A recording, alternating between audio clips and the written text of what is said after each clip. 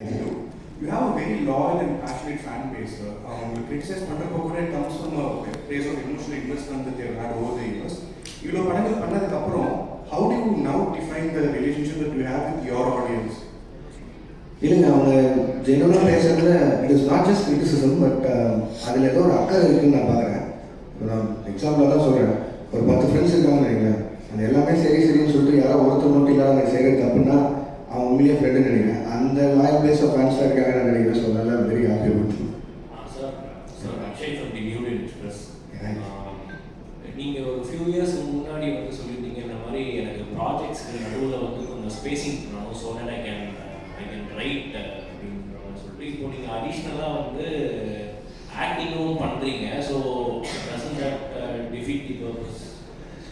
இல்லைங்க, அப்படி பார்த்தா I can take lot of breaks. But பிரச்சனை என்னென்னா, இப்போ சொன்ன இந்த கமிட்மெண்ட்ஸில் இல்லை, இது எல்லாமே ஒரு டைம் லைனில் இப்படி போகணும்னு நினச்சி பண்ணணும். அது நடக்காமல் போகும்போது நம்மளுக்காக வெயிட் பண்ணுற ஹீரோஸ் இருக்காங்க, நமக்காக வெயிட் பண்ணுற ப்ரொடியூசர்ஸ் ஆகிடுறாங்க. ஸோ அதில் நிறைய அவங்களோட ஃபண்ட்ஸ் இன்வால்வ் ஆகுது. ஸோ என்னோடய பிரேக்ஸ் வந்து அதில் அப்படி ஆகுது.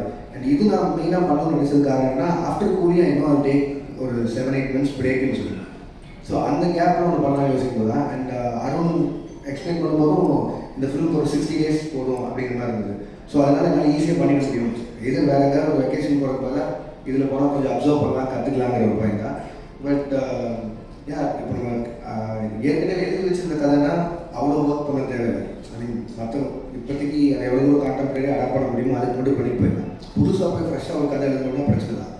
ஸோ இந்த வயசில் ஓடி பார்த்தது. Abhirami from Dinamalar. First of all, thanks on the appreciation for this clarification. ஏன்னா இந்த கிளாரிஃபிகேஷன் இல்லாமல் நிறைய உங்களை பற்றி போயிட்டே இருந்தது. Thank you so much for that. இப்போ நீங்கள் ஆக்டிங்கில் மறுபடியும் இது டிரெக்ஷன் ஆக்டிங் வந்திருக்கீங்க. To you have any idea to extend this acting? ஏன்னா இப்போ 2 ஃபிலிம்